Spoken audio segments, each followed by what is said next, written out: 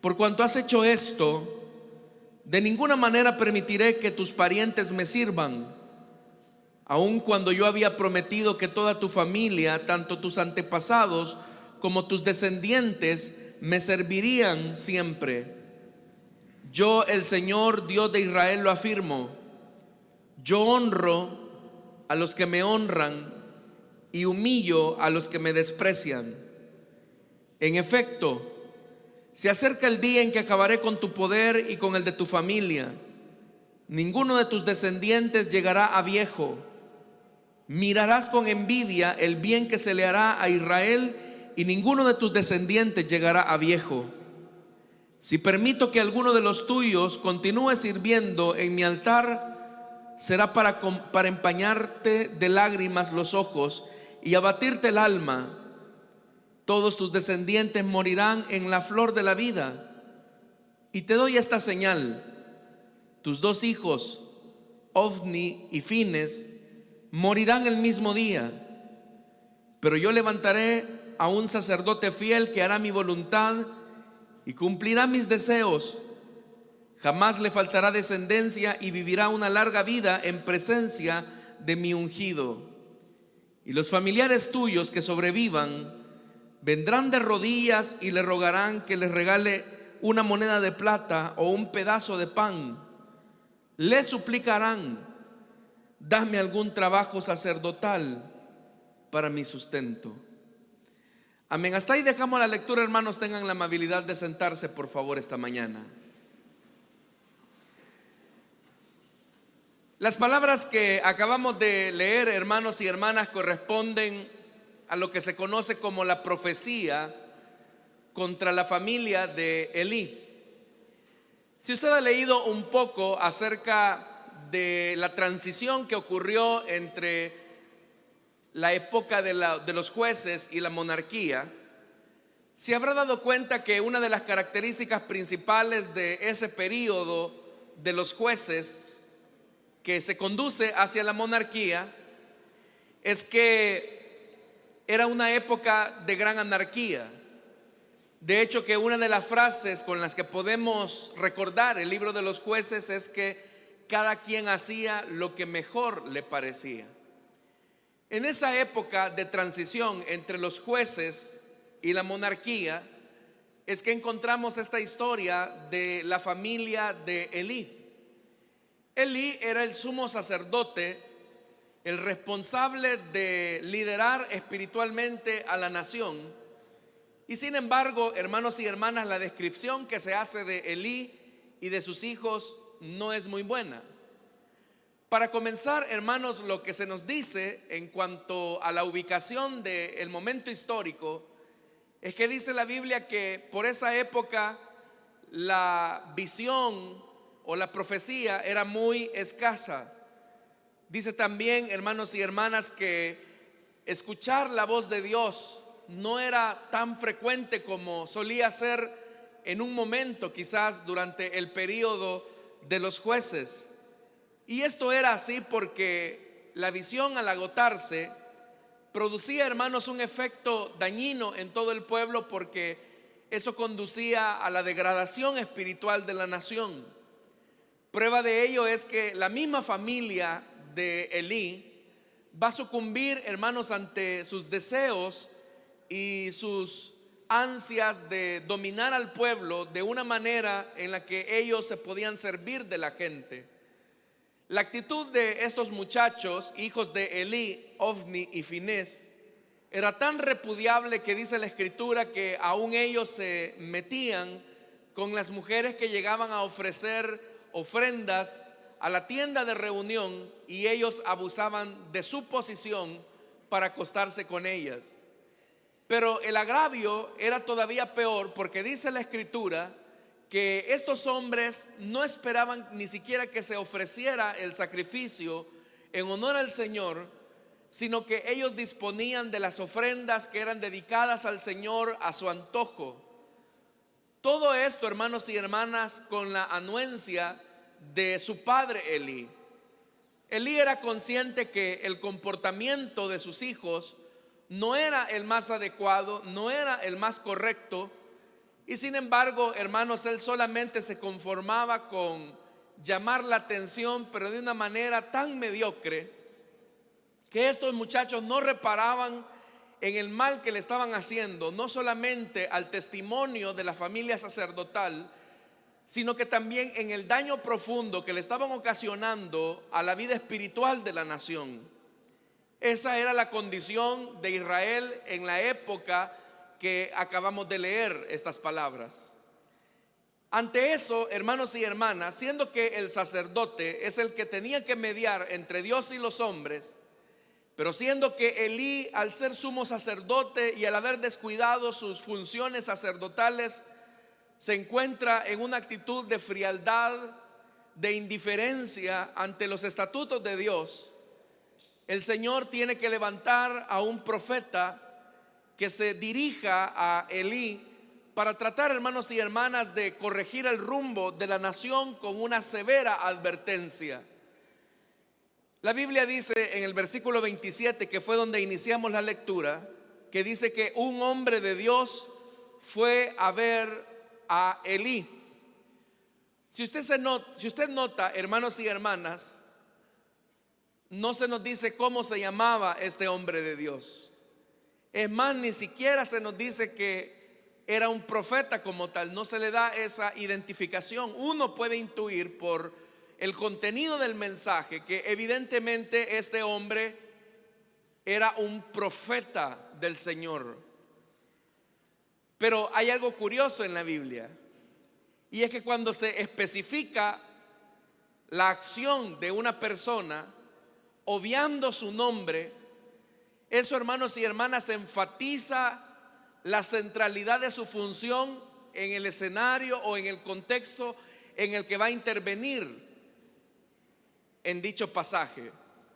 En este caso, la Biblia quiere recalcar que Dios envía a un hombre inspirado por él para amonestar a la familia de Elí. Y aquí lo más importante no es cómo se llamaba aquel hombre, ni de dónde venía, sino de quién provenía, que era de Dios, porque eso es lo que dice la Biblia.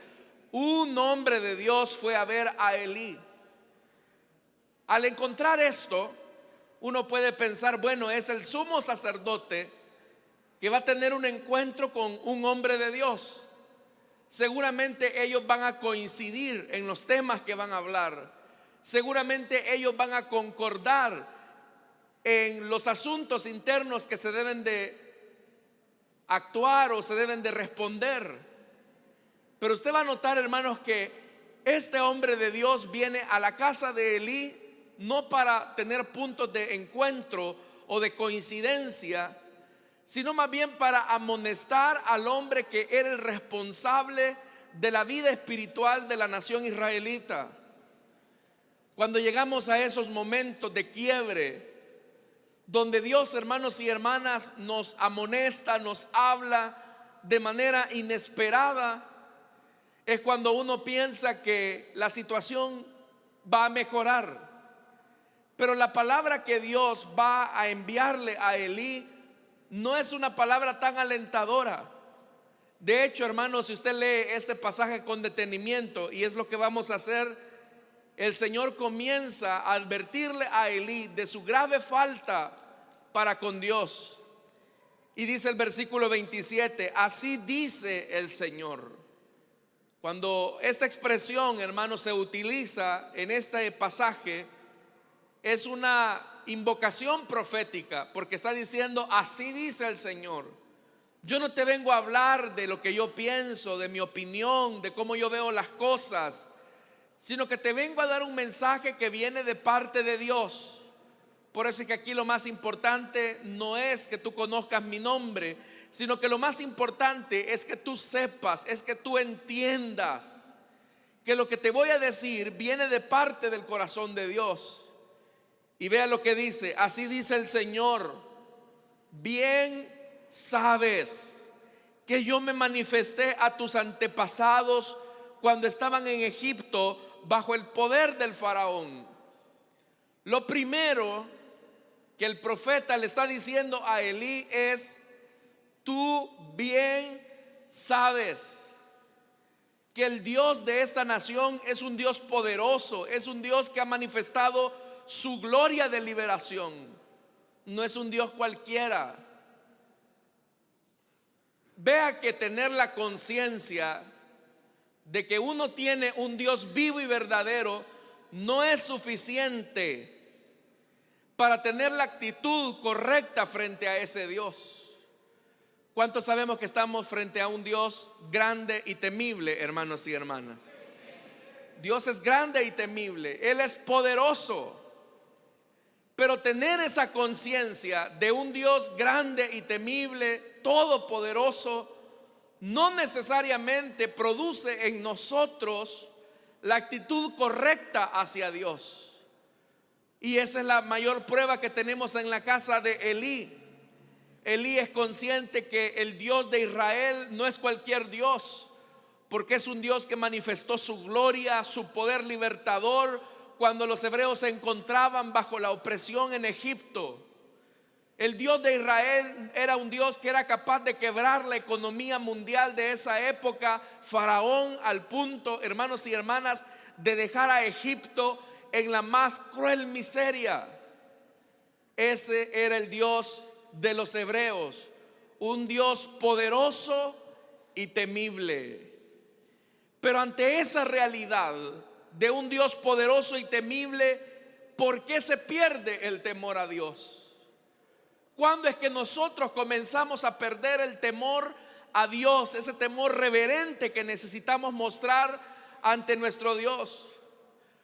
Hermanos y hermanas, muchas son las expresiones en donde los hombres de Dios se referían a Él como grande y temible, grande y temible, poderoso en obras y en maravillas.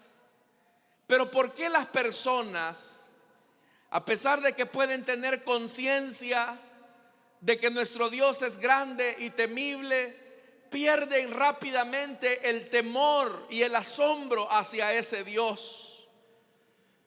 Y lo que es más, cuando es, hermanos y hermanas, que las personas, al perder ese temor reverente a Dios, dejan de valorar lo que el Señor les ha entregado, dejan de estimar aquello que es un privilegio que Dios les ha asignado, porque inmediatamente les dice en el versículo 28: de entre todas las tribus de Israel escogí a Aarón para que fuera mi sacerdote, es decir, para que en mi presencia, oiga esto, en la presencia grande y temible de Dios, Aarón ejercía su sacerdocio. Y dice el verso 28: para que en mi presencia, se acercara a mi altar, quemara incienso y se pusiera el efod. Yo le permití a Aarón y a sus descendientes el privilegio que pudieran acercarse al lugar santísimo. Usted sabe que la tienda de reunión estaba dividida en 3 compartimentos. El primero era el atrio, donde se ofrecían los sacrificios y donde estaba el altar de bronce. Adentro, propiamente, ya en la tienda de reunión, en la tienda del tabernáculo, se encontraba el lugar santo. Pero más adentro estaba el lugar santísimo. Y ahí, hermanos, no cualquiera podía entrar. El sumo sacerdote solamente podía entrar una vez al año. Y cada vez que el sumo sacerdote entraba al lugar santísimo, debía de hacerlo con una actitud de reverencia y de temor. ¿Sabe, hermanos y hermanas? Cuando el sumo sacerdote entraba a ofrecer incienso y sacrificio en el lugar santísimo, una de las condiciones era que al sumo sacerdote había que amarrarle una cuerda en su pie. Y la razón de eso era porque si la presencia de Dios fulminaba al sacerdote, las personas desde afuera lo iban a sacar. Nadie se podía atrever a acercar así por así al lugar santísimo, porque la gente entendía que la presencia de Dios es grande y temible. Pero este Elí y sus hijos han perdido el temor reverente hacia Dios, han perdido la estimación que se merece la gloria y la presencia de Dios. Dice más: además a su familia le concedí las ofrendas que los israelitas queman en mi honor.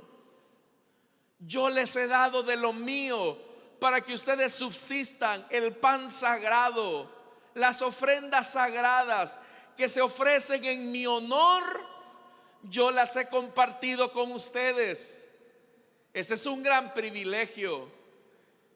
Hermano y hermana, imagínese que a usted lo invitaran a comer de la mesa de algún rey. Imagínese que a usted lo invitaran a comer a la mesa de algún presidente.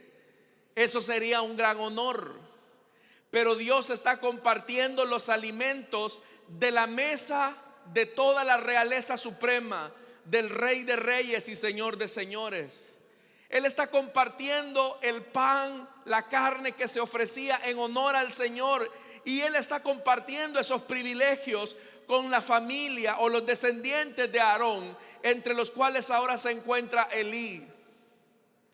Hasta acá, hasta este punto, hemos llegado, hermanos y hermanas, a la conclusión que Dios ha sido muy bueno con los descendientes de Aarón, entre los que se encuentra ahora la familia de Elí.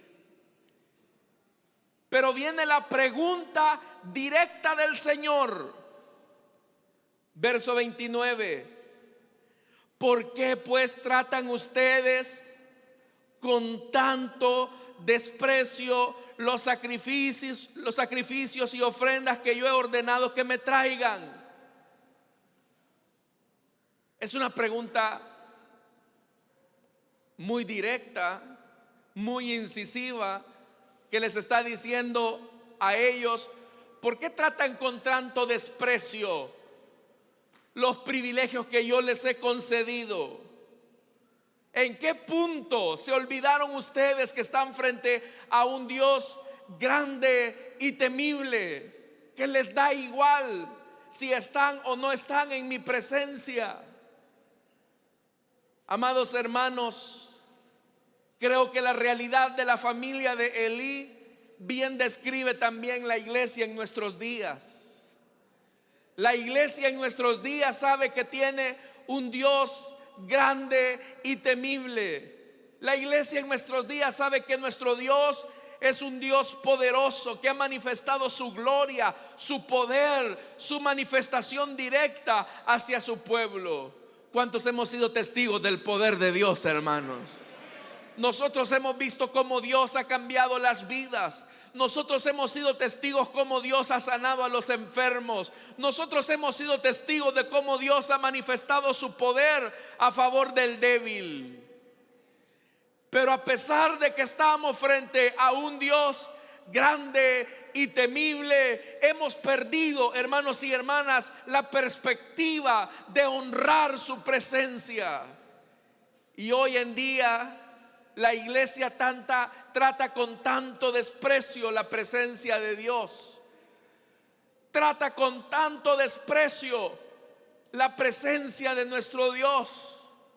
Y no porque desde los púlpitos o desde las iglesias, hermanos y hermanas, se blasfeme el nombre de Dios, sino que con las actitudes de deshonra que la iglesia muestra hacia Dios, revela en esencia la naturaleza caída que gobierna muchos corazones. Amados hermanos y hermanas, vivimos en una época donde se deshonra mucho la presencia de Dios.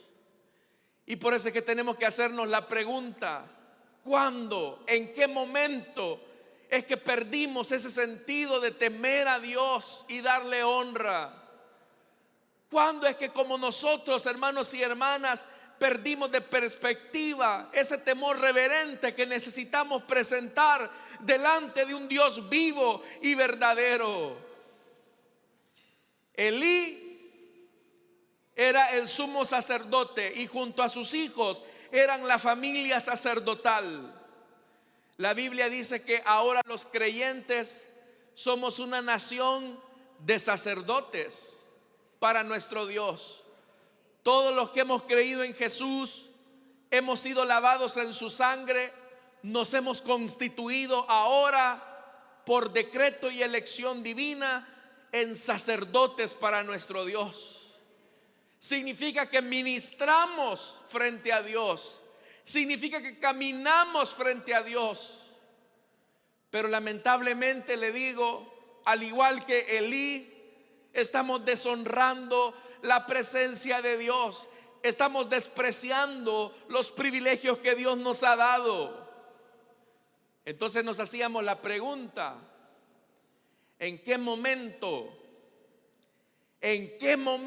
la iglesia, como Elí, hemos perdido ese temor reverente hacia nuestro Dios? En la segunda parte del versículo 29, la acusación del hombre de Dios hacia Elí se vuelve directa e incisiva. ¿Por qué honras a tus hijos más que a mí? ¿Por qué honras a tus hijos más que a mí? El hombre de Dios está cuestionando a Elí que sus prioridades no están en orden. Comenzamos a deshonrar a Dios cuando nuestras prioridades no están en orden. Si le hubiésemos preguntado a Elí: oiga, Elí, ¿cuáles son las prioridades en su vida? Elí hubiese respondido como buen evangélico diciendo: Dios es primero, mi familia es segundo, mi ministerio es después. Eso hubiera dicho Elí. Pero en la práctica, mis estimados hermanos y hermanas, eso no era cierto. Eso no era verdad. Dios no estaba en primer lugar. Dios estaba en último lugar. La preferencia que Elí tenía en su vida eran sus hijos. Y uno se pregunta: ¿tiene algo de malo que uno pueda amar a sus hijos? ¿Tiene algo de malo que uno le dé un espacio especial en el corazón a nuestros hijos, a nuestra familia? Por supuesto que no. Si la Biblia dice que los hijos son herencia del Señor, la familia que tenemos Dios nos la dio. Pero cuando alguien usurpa el lugar que solamente le corresponde a Dios, hermanos y hermanas, es cuando comenzamos a deshonrar su presencia. Y ese fue el caso de Elí. La profecía contra Elí es: tú no me estás dando la prioridad que yo merezco. Tú sabes que yo soy un Dios grande y temible. Sabes que yo con mi poder liberté a los hebreos de la opresión en Egipto. Pero aún así tú te comportas de manera tan irreverente. Y eso, hermanos y hermanas, es lo que nos está pasando factura hoy en día en términos generales a la iglesia. Y es que nuestra irreverencia nos está matando a paso lento. Nuestra actitud irreverente a la presencia de Dios nos está pasando factura. Estamos languideciendo espiritualmente, y eso es porque Dios no está en primer lugar en nuestras prioridades. Oiga esto lo que dice: ¿por qué honras a tus hijos más que a mí? Y dice: y los engordas con lo mejor de todas las ofrendas de mi pueblo Israel. Eso habla del abuso. Eso habla del abuso que estos muchachos tenían. Si Dios ya les había prometido a ellos alimentarlos de la mesa del Señor, Ellos están engordando, dice, con lo mejor de las ofrendas de mi pueblo Israel. Es decir, ¿hasta dónde estaba desenfocado Elí? Que les estaba permitiendo a sus hijos que lo que era dedicado exclusivamente al Señor, ellos por la fuerza lo están arrebatando para sí. Eso es un abuso. ¿Cuántos abusos, hermanos y hermanas, no se cometen al interior de la comunidad sacerdotal de creyentes cuando alguien decide abusar de su poder, de su autoridad, no entendiendo que toda autoridad ha sido delegada por Dios y no por los hombres, y de cada circunstancia de autoridad tendremos que dar cuenta a nuestro Dios? Amados hermanos y hermanas, ustedes recordarán aquella enseñanza de Jesús cuando dice la Biblia que aquel hombre hacendado dejó a cargo a uno de sus mayordomos y le dijo: te vas a quedar al cuidado de mis tierras y de mis siervos. Y aquel hombre emprendió el viaje. Y dice la Biblia que aquel mayordomo comenzó a maltratar, a lastimar a los siervos, a tratarlos cruelmente. Y él comenzó a embriagarse, a creerse que era el señor de la casa. Y aquel hombre decía: no, si mi amo tarda en venir, mi señor tardará en venir. Pero lo que no sabía aquel hombre es que de repente el Señor vendría a pedirle cuentas por lo desastroso que estaba llevando la administración de su casa. Igualmente, hermanos y hermanas, nosotros no podemos enseñorearnos como señores feudales de la casa del Señor. Nosotros no podemos, hermanos y hermanas, enseñorearnos del pueblo del Señor. Acá si nosotros, hermanos y hermanas, tenemos una posición de privilegio, es para servir al Señor en primer lugar y servir al pueblo de Dios. Pero muchas veces, hermanos y hermanas, cuando nos ponen una corbata o nos traban un privilegio, pareciera ser que cambiamos de actitud y comenzamos a servirnos de la gente. Eso, hermanos y hermanas, no quedará sin su recompensa. Y no solamente en el plano de la iglesia, la autoridad que Dios nos ha delegado en nuestra familia, de esa autoridad vamos a dar cuenta. Cómo trataste a tus hijos, cómo trataste a tu esposa, cómo trataste incluso a los que trabajan en tu casa, cómo trataste a las personas que están contigo, a tus colaboradores. De todo eso tendremos que dar cuenta al Señor. Mis amados hermanos, comenzamos a deshonrar al Señor y comenzamos a perder su temor cuando algo o alguien está ocupando el lugar que solamente le corresponde a Él. ¿Cómo sé que Dios está en mis prioridades o está en la prioridad número uno? En la forma en cómo usted administra su tiempo, en la forma en cómo administra usted su dinero, en la forma en cómo invierte usted sus fuerzas y sus energías. Usted puede decir que Dios es su prioridad, pero si cada vez, hermanos y hermanas, que tiene la oportunidad de faltar a la iglesia lo hace pudiendo venir, no se engañe, Dios no es su prioridad en su vida. Si cada vez, hermanos y hermanas, que tiene la oportunidad de honrar a Dios con su tiempo ganado en su trabajo y no lo hace, no se engañe, usted no tiene a Dios como su prioridad. Si cada vez que le dicen a usted: ¿por qué no hace esto? ¿Por qué no ofrece al Señor este servicio? Y usted no lo hace, no diga que Dios es su prioridad. Porque aparte de la deshonra que estamos haciendo al Dios grande y temible, nos estamos volviendo mentirosos. Y por eso, mis amados hermanos y hermanas, el Señor viene más adelante y dice, verso 30: por cuanto has hecho esto, De ninguna manera permitiré que tus parientes me sirvan, aun cuando yo había prometido que toda tu familia, tanto tus antepasados como tus descendientes, me servirían siempre. Yo, el Señor Dios de Israel, lo afirmo.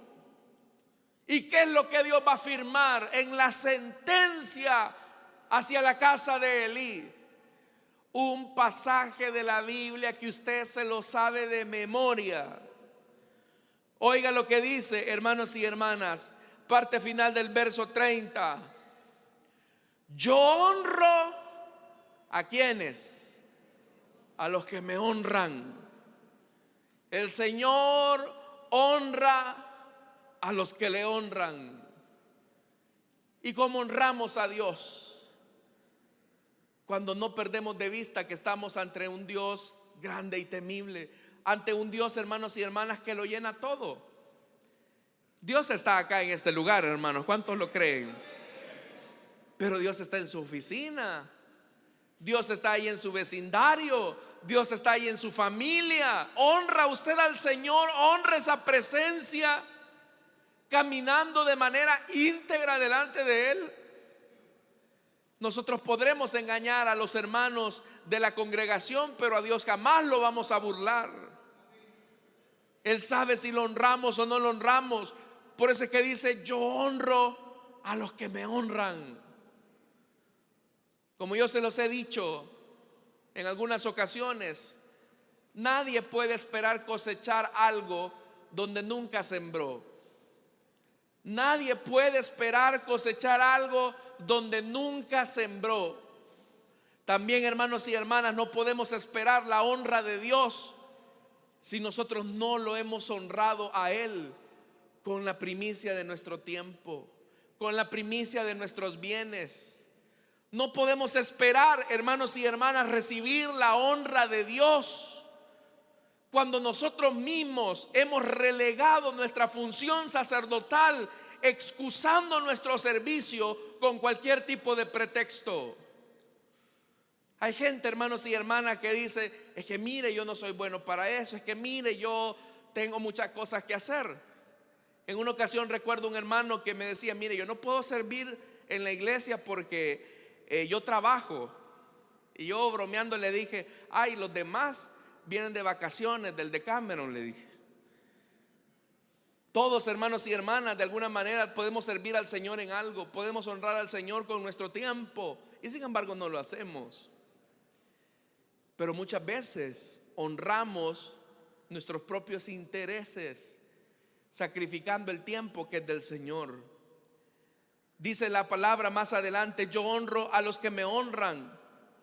Y oiga esto, hermanos: y humillo ¿a quiénes? A los que me desprecian. Yo voy a honrar a quienes me honran, pero voy a humillar a aquellos que me desprecian, aquellos que han perdido su temor. Hay gente, hermanos y hermanas, que, como ya le dije, tiene conciencia que Dios está en todo sitio. ¿Sabemos eso, sí o no, hermano? Sabemos que Dios está en todo sitio. Él es omnipresente, Él es omnisciente.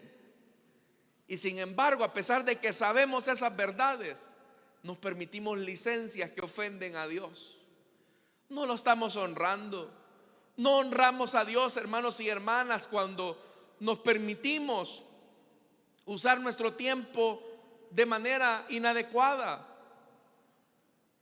No honramos a Dios cuando, teniendo la oportunidad de buscar su rostro en oración, perdemos el tiempo en cualquier tontería en el teléfono. No honramos a Dios, mis estimados hermanos y hermanas, cuando toda la vida buscamos nuestra autosatisfacción, nuestra autogratificación, cuando el llamado de Jesús es a tomar la cruz y seguirlo. Servir al Señor genera incomodidad en algunas ocasiones, y hay personas que prefieren su comodidad en vez de servir al Señor. No se lo voy a preguntar, pero hemos traído amigos este día a la casa del Señor, siendo que su función como sacerdote también es llevar la luz del evangelio a quienes no han creído. Más adelante dice, verso 31, en efecto se acerca el día en que acabaré con tu poder y con el de tu familia. Ninguno de tus descendientes llegará a viejo. Verso 32. Cuando yo leo este pasaje, hermanos y hermanas, a mí sinceramente me deja sorprendido. Verso 32. Mirarás con envidia el bien que se le hará a Israel y ninguno de tus descendientes llegará a viejo. Si permito que alguno de los tuyos continúe sirviendo en mi altar, será para empañarte de lágrimas los ojos y abatirte el alma. Todos tus descendientes morirán en la flor de la vida. Esto, hermanos y hermanas, le está diciendo algo a Elí. Ok, Elí, tú estás honrando más a tus hijos de lo que me honras a mí. Entonces yo te voy a quitar ese ídolo que tienes, que se llaman tus hijos. Tú estás honrando más a estos muchachos al permitirles que de manera libertina hagan lo que quieran con el pueblo de Dios. Entonces quiero decirte que yo le haré bien a Israel y a ti se te va a empañar los ojos con lágrimas, porque no vas a tener descendientes que vean esto. Si usted y yo tenemos un trato con Dios y hay algo o alguien que esté ocupando el lugar que solo le corresponde al Señor, déjeme decirle que tiene un Dios celoso en contra de usted. Dios no quiere ser el número 2, el número 3, ni siquiera quiere ser el número 1. Dios quiere ser el todo en nuestra vida. Él desea, hermanos y hermanas, ser el Señor de nuestra vida. Y cuando hay algo que se interpone entre aquello que es el bien más preciado del Señor, Él hará a un lado aquello que estorba para entronarse en nuestro corazón. Pero usted tiene dos formas, amados hermanos. O voluntariamente nosotros le decimos al Señor: Señor, perdóname, en realidad he actuado de manera irreverente delante de ti y decido mejor hacerme a un lado para que tú gobiernes mi corazón y gobiernes mi vida. Y el Señor, hermanos y hermanas, al que se humilla, lo exalta. Pero si hay alguien que se obstina y dice: no, yo voy a seguir con mi actitud. Bueno, está bien, tú quieres seguir con tu ídolo en tu corazón. Entonces prepárate, porque yo voy a quebrar cualquier cosa que sea el ídolo de tu corazón. Porque yo no comparto mi gloria con nadie. No comparto mi gloria con nadie. Y oiga esto, mira, hermano, verso 34. Y te doy esta señal. Ay, hermano, tus dos hijos, Ofni y Finés, morirán el mismo día. Y tú vas a ver esto, Elí. Hermanos, ¿qué es lo normal? Lo normal es que los hijos vayan a despedir a sus padres al cementerio. Esa es la ley natural de la vida.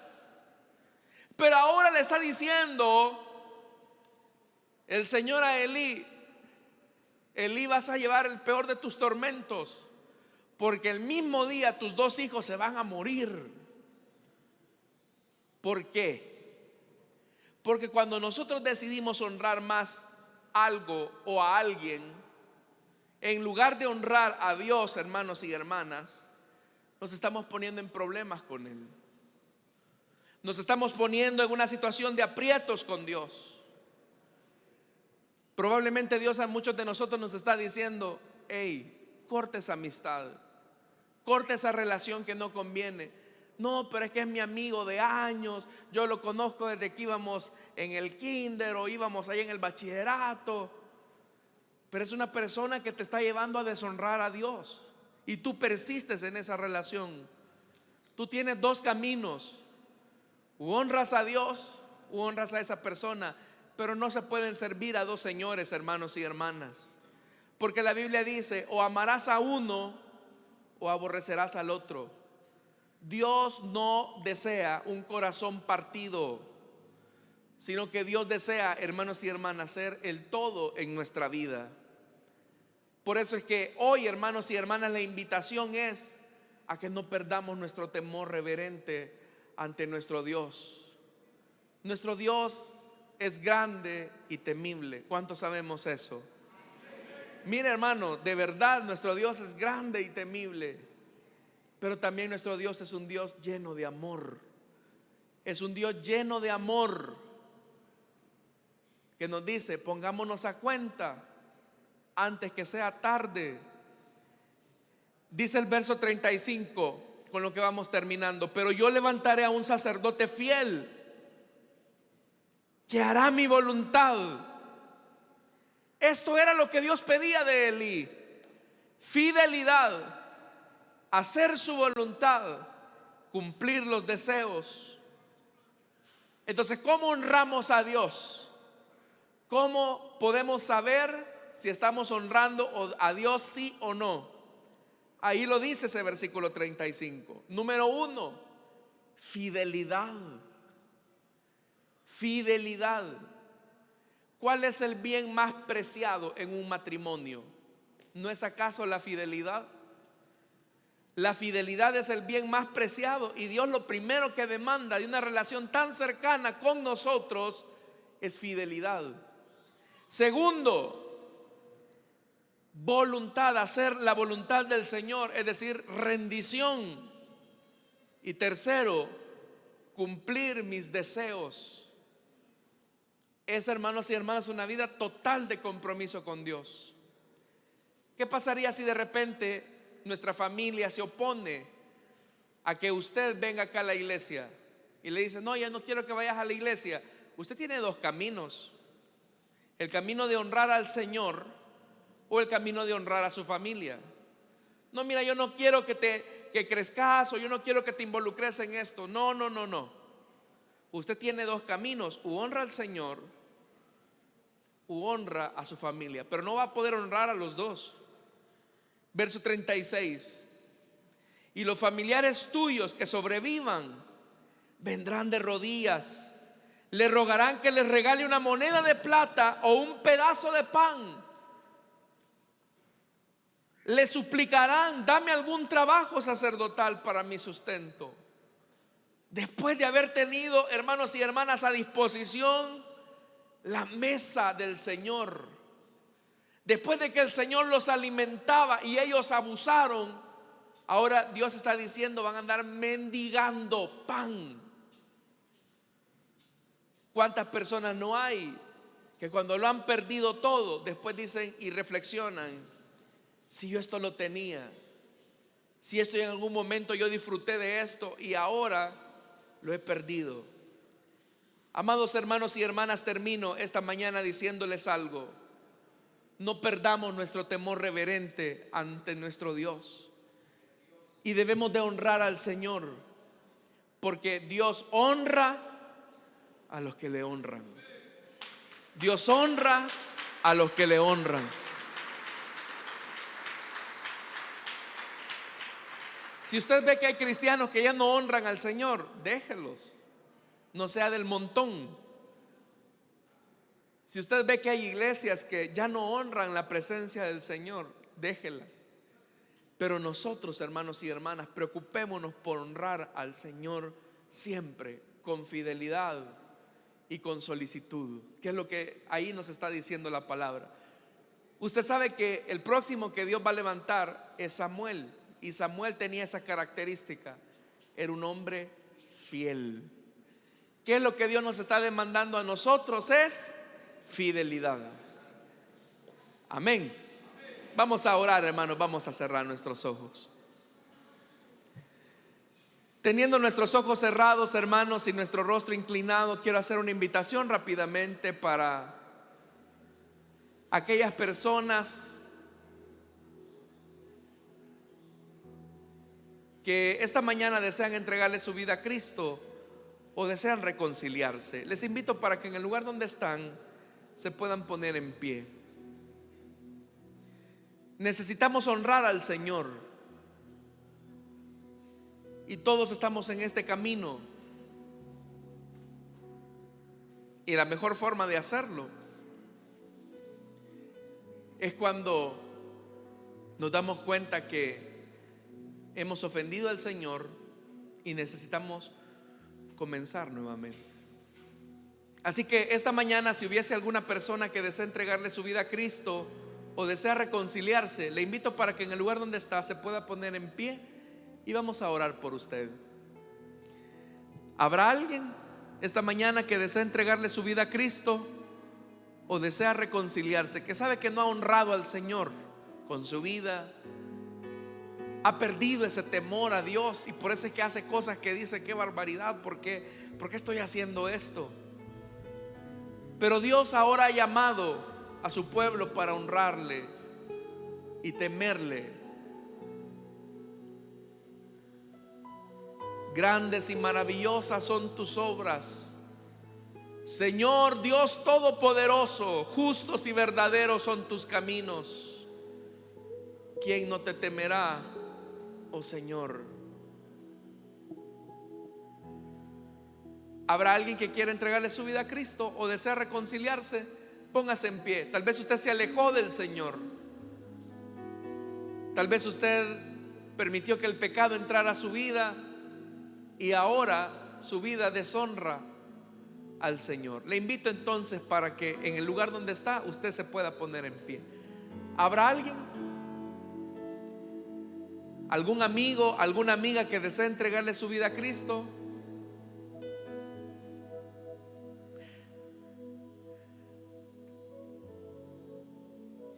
Vamos a orar, hermanos, y que el Señor nos ayude a vivir íntegramente delante de Él, con fidelidad. No perdamos, hermanos y hermanas, ese temor reverente a nuestro Dios. No perdamos, hermanos y hermanas, esa actitud de fidelidad a nuestro Dios. Oremos al Señor. Padre que estás en los cielos, Señor, ayúdanos por favor esta mañana a serte fieles, a honrarte con nuestro tiempo, a honrarte, Señor amado, con nuestras acciones. Ayúdanos, te lo pedimos, para ser fieles, Señor, a ser hallados fieles. Tú sabes que mientras estemos en este mundo, seguimos luchando contra nosotros mismos, contra ese deseo de gratificarnos a nosotros mismos. Pero nuestro mayor deseo, Señor, es honrarte a ti. Ayúdanos a no perder ese temor reverente ante un Dios que es grande y temible, pero es grande también en amor. Bendícenos, Señor. Te pedimos también que tú bendigas, Señor, las ofrendas y los diezmos que traemos para honrar tu nombre. No te damos, Señor, de lo que nos sobra, no te damos por compromiso y tampoco te damos por necesidad, sino que con un corazón agradecido participamos de tu obra. Es nuestra petición en Cristo Jesús. Amén y amén. ¿Cuántos pueden dar un fuerte gloria a Dios, hermanos? Gloria a Dios, déselo fuerte, hermanos, si es para Él. Amén, bendito sea el nombre de nuestro Dios. Pueden pasar, hermanos.